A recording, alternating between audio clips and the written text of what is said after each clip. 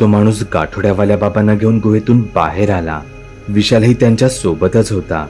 या वयातही गाठोड्यावाल्या बाबांनी त्यांच्या जीवाची काहीच पर्वा न करता कोणतीही ओळख नसलेल्या त्या तरुणाचा जीव वाचवण्यासाठी स्वतःचा जीव धोक्यात घातला होता. गुहेत आतमध्ये काय घडलं होतं मला काहीच माहीत नव्हतं, पण सगळे सुखरूप बाहेर पडलेले पाहून माझ्या जीवात जीव आला. मी गाडीच्या हेडलाईटच्या प्रकाशात गाठोड्यावाल्या बाबांकडे एकदा पाहिलं. एका इतक्या वृद्ध माणसाच्या जीवावर हा प्रवास करणे कितपत योग्य होतं. मी लांबून जेव्हा गाठोड्यावाल्या बाबांकडे पाहिलं तेव्हा मला ते अतिशय थकलेले दिसत होते. इतक्या प्रवासात ते आम्हा तरुण मुलांसोबत झाडाझुडपातून काट्याकुट्यातून कोणतीही कुरकुर न करता चालत आले होते. हा एका दृष्टीने आम्ही त्यावर अन्यायच करत होतो. तोच माझी नजर त्यांच्या चेहऱ्यावर गेली. त्यांच्या चेहऱ्यावर मला एक प्रकारचं दुःख, स्वतःवरची चीड दिसून आली. मी गाडीतून खाली उतरून त्यांच्याकडे जाणार तोच मला त्यांच्या दुःखामागचं खरं कारण कळालं. त्यांचं गाठोडं संपूर्ण फाटलं होतं.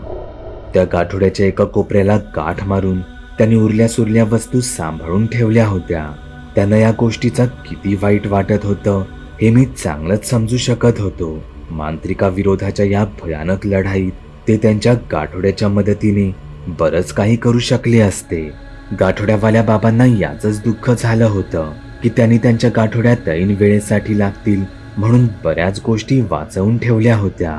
पण या निर्णायक आणि भयानक युद्धात ते इच्छा असूनही काहीच करू शकणार नव्हते. मी त्यांना जाऊन सरळ मिठीच मारली. तोच तो ऑफिसर म्हणाला, मला माफ करा, मी तुमच्यावर विश्वास न ठेवता तुमच्याशी थोडं कठोर वागलो. पण मी त्या तस्करी करणाऱ्या माणसांच्या शोधात गेली 3 महिने इथे दिवस रात्र एक करत आहे. पण त्यातील एकही माणूस अजूनही माझ्या हाती लागलेला नाही. भेंडी, ती माणसं तर तुम्हाला कधीच सापडणार नाहीत, कारण ती तर... नयन पुढे काही बोलणार तोच माझ्या रागावलेल्या डोळ्यांकडे पाहून तो गप्पच बसला. त्यांचं काय, तुम्ही पाहिलं का त्यांना? आता जास्त काळ हे लपवता येणारं नव्हतं म्हणून मीच पुढे म्हणालो, त्यांतील जवळपास सगळीच माणसं याच प्रकारे त्या शक्तींचा शिकार बनून गेलेली आहेत. तसं असेल तर मग बरंच झालं, पण या गोष्टी खरंच अस्तित्वात असतात हे मला इतक्या वर्षांत आज पहिल्यांदाच कळतंय. असो, तुम्ही माझा, एका अनोळख्या माणसाचा जीव वाचवून मला तुमच्या उपकारात ठेवले आहे.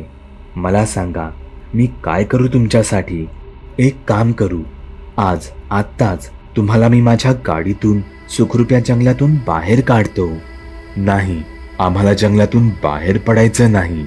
आम्हाला जंगलात राहूनच कोणाची तरी मदत करायची आहे. मी तुला सगळंच काही नाही सांगू शकत, पण हो, त्या व्यक्तीला शोधायला तुझी मदत आम्हाला जरूर लागेल. हे जंगल फार मोठं आहे. इथे पायी प्रवास करणं कठीण आहे. ती व्यक्ती सापडेपर्यंत जर तू आमच्या सोबत राहिलास तर बरं होईल. तुझ्याकडे बंदूक देखील आहे. गाठोड्यावाल्या बाबांचं हे बोलणं तो ऑफिसर नीट ऐकत होता. तसंही जंगलात गस्त घालण्याचं त्याचं कामच होतं, त्यामुळे त्याच्यासाठी हे काही विशेष नव्हतं. तो लगेचच यासाठी तयार झाला. आमच्या या प्रवासात आमच्या सोबतीला अजून एक मित्र आला होता, वैभव. माझं नाव वैभव आहे. आम्ही एकमेकांना आमची ओळख करून देऊ लागलो. त्या घनदाट जंगलातून पायवाट्याने आमची गाडी हळूहळू पुढे सरकत होती. गाठोड्यावाल्या बाबांचा गाडीत बसल्या बसल्याच डोळा लागला होता. थकले तर ते कदाचित फार आधीच होते, पण आता आम्ही सुरक्षित आहोत हे कळल्यावर त्यांनी त्यांचे डोळे मिटून घेतले होते. माझी नजर नयनच्या गळ्यावर गेली. त्याच्या गळ्यात कुबेराने दिलेला आशीर्वाद मणिरूपात चमकत होता. नशीबही कसे कसे खेळ खेळतं. मनात आलं म्हणून नयनचं अचानकच त्या गाठोड्यातलं ते लॉकेट मागणं. गाठोड्यावाल्या बाबांनीही ते लगेचच त्याला काढून देणं. काहीच वेळात त्यांचं गाठोडं फाटून त्यांच्या सगळ्या वस्तू जाणं. मी या सगळ्या विचारांतच होतो. रात्रीची ती नीरव शांतता आणि थंड वातावरण, त्यात रातकिड्यांचा आणि आमच्या गाडीचा एक सलग एकाच पट्ट्यात ऐकू येणारा आवाज मला तेच संमोहनाचे भास निर्माण करत होता. तोच आमच्या कानांवर कोणीतरी एखादं वाद्य वाजवत असल्याचा मला भास झाला. वैभवने माझ्याकडे वळून पाहिले. याचा अर्थ तो आवाज त्यालाही ऐकू आला होता, पण त्याने अजूनही त्याची गाडी काही थांबवली नव्हती. जंगलातच आम्हाला पुढे एक तिठा दिसला. गाडी त्या तिठ्याजवळ येताच तो वाद्याचा आवाज बदलून कोणाच्या तरी मदतीच्या हाकेत बदलला. कोणीतरी ओरडत होतं, वाचवा वाचवा, माझी मदत करा. या आवाजाने मात्र वैभवने त्याची गाडी तिथेच थांबवली. आम्हा कोणालाच ती व्यक्ती तिथे दिसत नव्हती, पण त्या व्यक्तीचा आवाज मात्र आम्हाला ऐकू येत होता. अचानकच मला तो आवाज गुरुजींच्या आवाजासारखा भासला आणि मी गाडीतून खाली उतरलो. माझ्या पाठून विशाल, नयन आणि वैभवही खाली उतरला. आम्हाला अजूनही तो आवाज स्पष्ट ऐकू येत होता, पण आम्ही कदाचित त्यात अडकत चाललो होतो, कारण त्या आवाजाशिवाय आम्हाला आमच्या आजूबाजूला नेमकं काय चालू आहे याचंही भान राहिलं नाही. आम्हाला तो आवाज ज्या दिशेला नेईल आम्ही त्या दिशेने जाऊ लागलो. आमच्या चारही दिशेला हळूहळू धुकं बनू लागलं. असं वाटत होतं जणू आम्ही एखाद्या ढगातूनच चाललो आहे. आम्हाला आता आमच्या समोरचंच काय तर पायाखालचंही काही दिसत नव्हतं. आम्हाला ऐकू येत होता तो केवळ मदतीसाठीचा आवाज. आम्हाला हे कळलंच नाही की आम्ही कधी एकमेकांपासून लांब झालो होतो. इतका वेळ मदतीसाठी ऐकू येणारी हाक आता आमच्या चारही बाजूंनी जोरजोरात ऐकू येत होती. वाचवा वाचवा वाचवा मला. आम्हाला तो आवाज आता त्रासदायक वाटू लागला होता. आमच्या डोळ्यांवर चारही दिशेला काळा कुट्ट अंधार, कमरेपर्यंत पसरलेलं दुधाळ रंगाचं धुकं आणि सोबतीला आमच्या चारही बाजूंनी ऐकू येणाऱ्या त्या भयानक हाका.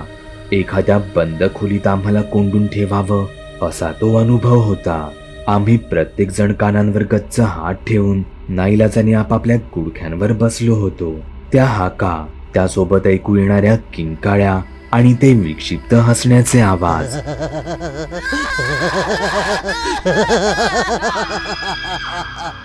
आम्हाला आता वेड लागते की काय असंच वाटत होतं. तोच तिथे गाठोड्यावाल्या बाबांना जाग आली. विशेष म्हणजे त्यांना यातली एकही गोष्ट जाणवत नव्हती. त्यांनी गाडी तिथे पाहिलं, अजून कोणीच दिसत नव्हतं.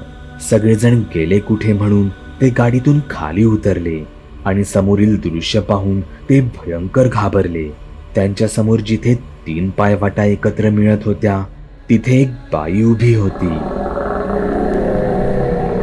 ती एक पूर्वा होती. पूर्वा, जे स्त्री रूपातील एक भूत मानले जाते. आसाममध्ये पूर्वा या भूताची फारच दहशत आहे. पूर्वा ही अशाच जागी असते जिथे 3 रस्ते हे एकत्र येतात. तिच्या हातात एक वाद्य असते ज्याला आसाममध्ये टका म्हणतात. टका हे वाद्य आसाममधील महिला वाजवतात. तेच वाद्य वाजवून पूर्वा ही वाटसरूंना आकर्षित करते. मंत्रमुग्ध करणारा त्या वाद्याचा आवाज लोकांना त्याकडे खेचून आणतो. पण नंतर त्याच वाद्याचा आवाज कोणीतरी मदतीची हाक मारते असा भासू लागतो आणि वाटसरू त्यात पुरता अडकून जातो. तो त्या आवाजाचा पाठलाग करू लागतो आणि त्या तिठ्यावरील 3 रस्त्यांमध्येच तो हरवला जातो. इतकंच नाही तर त्याच्या चारही बाजूंना हळूहळू दाट धुक्याचीही चादर पसरू लागते. त्यामुळे त्याला काही फुटांवरचं दिसणंही मुश्किल होऊन जातं. या सगळ्यात तो मनुष्य इतका अडकून जातो की साधी वाटणारी ही गोष्ट त्याला वेडही लावू शकते. असंच भयंकर शक्तिशाली असलेलं पूर्वा हे भूत गाठोड्यावाल्या बाबांच्या समोर उभं होतं.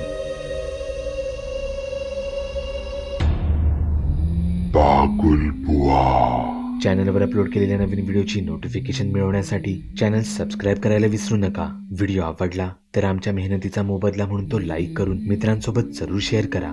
चॅनलवरचे इतर व्हिडिओ पाहण्यासाठी इथे क्लिक करा. तसेच चॅनलवरची प्लेलिस्टही चेक करा. दर दिवशी नवनवीन भूतांचे व्हिडिओ बनवून मी तुमचं मनोरंजन करत राहू याची खात्री बाळगा.